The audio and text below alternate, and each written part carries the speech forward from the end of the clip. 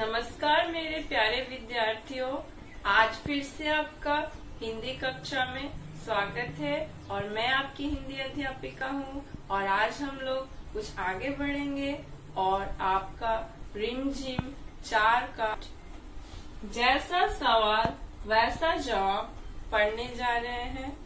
तो आप लोग तैयार हो जाइए इसके लिए।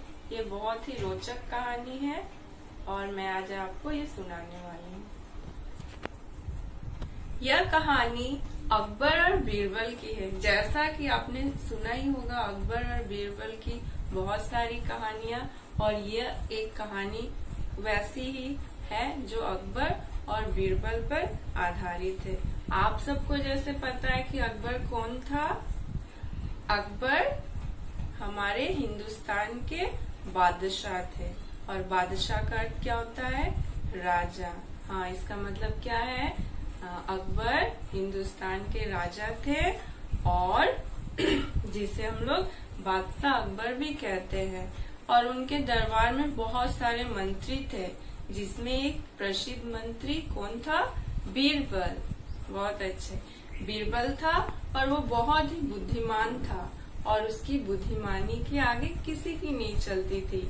इसी कारण बहुत सारे मंत्री बीरबल से जलते थे। उसमें से एक मंत्री था ख्वाजा सरा, जिसे हम लोग ख्वाजा साहब भी कहते हैं। और वो उसने क्या चाहा?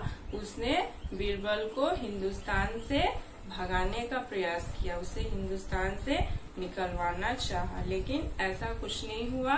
तो इस कहानी में उसी ख्वाजा साहब और बीरबल की कहानी है, जिसमें ख्वाजा सरा बीरबल को हिंदुस्तान से निकलवाना चाहते हैं। तो आइए देखते हैं इस कहानी में क्या है। तो चलिए बच्चों, अब आप लोग पाठ्य पुस्तक पृष्ठ संख्या 6 निकालिए। तो आइए देखते हैं इस कहानी में क्या है। बादशाह अकबर अपने मंत्री बीरबल को बहुत पसंद करता था। जो बादशाह अकबर था, जैसे अभी मैंने कहानी की शुरुआत से पहले ही बोल दिया कि बीरबल कौन था, तो बीरबल अकबर का मंत्री था और अकबर बीरबल को बहुत ही पसंद करता था। ठीक है, बीरबल की बुद्धि के आगे बड़े बड़ों की भी कुछ नहीं चल पाती थी, और बीरबल इतना बुद्धिमान था कि उसके आगे किसी की नहीं चलती थी। वह अकबर के दरबार का सबसे बुद्धिमान मंत्री था। इसी कारण कुछ दरबारी बीरबल से जलते थे। इसी कारण और भी कुछ दरबारी थे, मंत्री थे, जो बीरबल से जलते थे, उससे हिंसा करते थे। वे बीरबल को मुसीबत में फंसाने के तरीके सोचते रहते थे, और वे दरबारी जो थे वो बीरबल को फंसाने के लिए बहुत सारे तरीके ढूंढते रहते थे। अब देखिए आगे। अकबर के एक खास दरबारी ख्वाजा सरा को अपनी विद्या और बुद्धि पर बहुत अभिमान था। और अकबर का एक खास दरबारी था, उसका नाम क्या था? ख्वाजा सरा। और उसे भी अपनी विद्या और बुद्धि पर बहुत अभिमान था। अभिमान का अर्थ यहाँ है बहुत ही उसे अपने विद्या और बुद्धि पर घमंड था। बीरबल को तो वे अपने सामने नीरा बालक और मूर्ख समझते थे, और जो ख्वाजा सरा था वो बीरबल को क्या समझता था? मूर्ख समझता था। और यहाँ नीरा बालक का अर्थ है छोटा बालक। मतलब एक जैसे बोला जाता है कि एक छोटे से बालक में उतनी बुद्धि नहीं होती जितने बड़े बालकों में होती है। तो वो उसे क्या समझता था? एक छोटा बालक और मूर्ख समझता था, बेवकूफ समझता था। लेकिन अपने ही मानने से तो कुछ होता नहीं। दरबार में बीरबल की ही तो तूती बोलती और ख्वाजा की बात ऐसी लगती जैसे नक्कार खानों में तूती की आवाज। लेकिन ऐसा तो होता नहीं है। उसे खुद मान लेने से ये थोड़ी ना होगा कि वो सच में बीरबल से बहुत अधिक बुद्धिमान है। तो ऐसी उसकी बोली होती थी मानो कि मतलब उसकी बोली कोई सुनने वाला नहीं था, फिर भी वो खुद की बड़ाई करता रहता था। यहाँ तूती बोलती का क्या अर्थ है?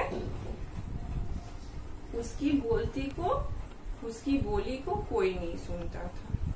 ठीक है, अब आगे देखिए। ख्वाजा साहब की चलती तो वे बीरबल को हिंदुस्तान से निकलवा देते, लेकिन निकलवाते कैसे?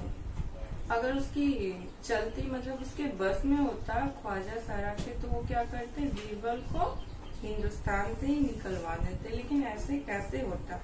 एक दिन ख्वाजा ने बीरबल को मूर्ख साबित करने के लिए बहुत सोच विचार कर कुछ मुश्किल प्रश्न सोच लिए।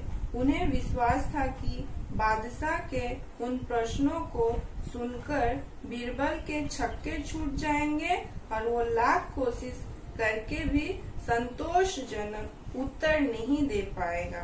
फिर बादशाह मान लेगा ख्वाजा सरा के आगे बीरबल कुछ नहीं है। फिर उसने कुछ उपाय सोचा।